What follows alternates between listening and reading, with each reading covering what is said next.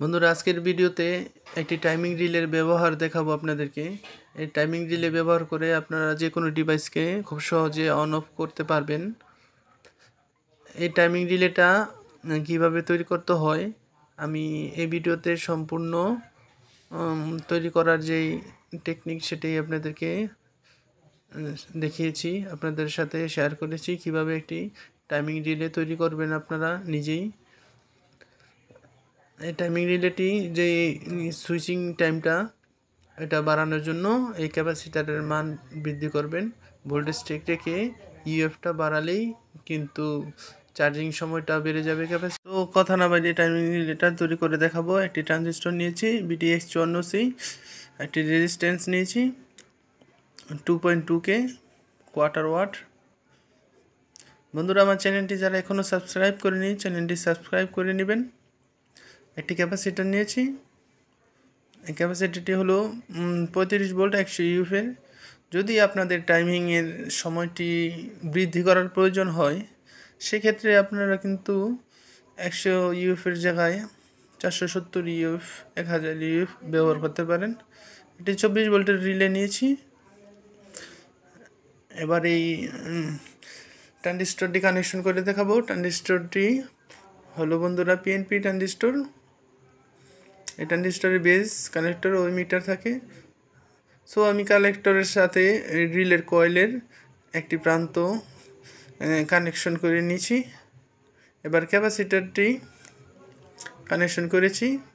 তার আগে এই যে রিলের কয়েল রয়েছে সেই কয়েলের সাথে অক্সিলারিটি শর্ট করে নিয়েছি এবং ক্যাপাসিটারটা আমি কানেকশন করেছি। দেখুন কিভাবে ক্যাপাসিটারের মাইনাস থেকে রেজিস্ট্যান্স দিয়ে মাইনাসটা ট্রানজিস্টরে গেলেই কিন্তু ট্রানজিস্টরটা সুইচিং হবে। ক্যাপাসিটারের পজিটিভটি আমি ইমিটারের সাথে কানেকশন করেছি। এখন এখানে 24 ভোল্ট ইনপুট করতে হবে। এটি 24 ভোল্টের একটি রিলে।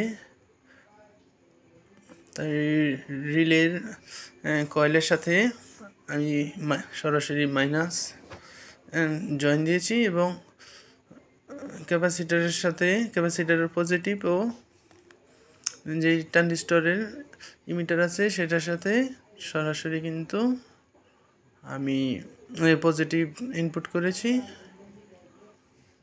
এবার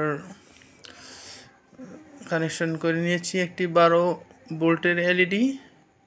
এই এলইডি বাতিটি যেহেতু আমি নেগেটিভ থেকে কমন করে নিয়েছি তাই নেগেটিভটি রিলের আউটপুটে কানেকশন করেছি এবং পজিটিভটি 12 ভোল্টের সাথে সরাসরি সংযোগ করে নেব।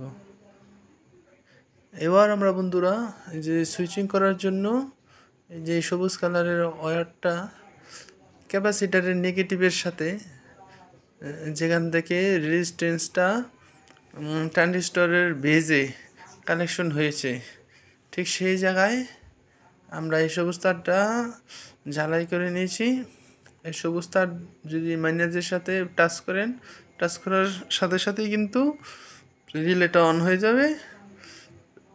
রিলেটা অন হয়ে গেলেই যে কোনো আপনার সোনোলাইট বাল্ব বলেন, মোটর বলেন, ছোটো ছোটো মোটর বলেন, যে 12 ভোল্টের 24 ভোল্টের সেগুলো অন অফ করতে পারবেন। এখানে এই যে নেগেটিভ ভোল্টেজ পজিটিভ 24 ভোল্ট এবং এই বাল্বের জন্য পজিটিভ 12 ভোল্ট কানেকশন করেছি বন্ধুরা। এখন আমি টাচ করব। দেখুন টাচ করার সাথে সাথে কিন্তু আমার ডিভাইসটি কাজ করেছি, টাইমিং রিলেটি কাজ করেছে, বাতিটা অন হয়েছে, অন হচ্ছে, অফ হচ্ছে। এভাবেই কিন্তু আপনারা যে কোনো ডিভাইস অন অফ করতে পারবেন, সুইচের মাধ্যমে হোক, লিমিট সুইচের মাধ্যমে হোক কিংবা কোনো পুশ সুইচের মাধ্যমে হোক। এরকম টাইমিং রিলে ব্যবহার করা যায় মিল ইন্ডাস্ট্রিজে কোনো সোনোলাইট বাল্বকে অন অফ করার জন্য, স্টিম হাওয়া কিংবা পানিকে নিয়ন্ত্রণ করার জন্য এরকম টাইমিং রিলে আমরা তৈরি করে থাকি।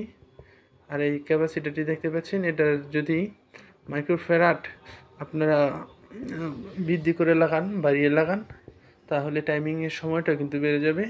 এখন টাচ করার 2 সেকেন্ডের মধ্যে কিন্তু অফ হয়ে যাচ্ছে। যদি আপনারা এখানে এই 100 ইউএফের পরিবর্তে 470 ইউএফ ব্যবহার করেন, তাহলে টাইমিং সময়টা কিন্তু 2 সেকেন্ডের পরিবর্তে আপনার প্রায় 6 সেকেন্ড 8 সেকেন্ড এরকম সময় হয়ে যাবে। আপনাদের যতটুকু টাইম প্রয়োজন সেই টাইম অনুসারে আপনারা ক্যাপাসিটর এখানে সংযোগ করে নেবেন।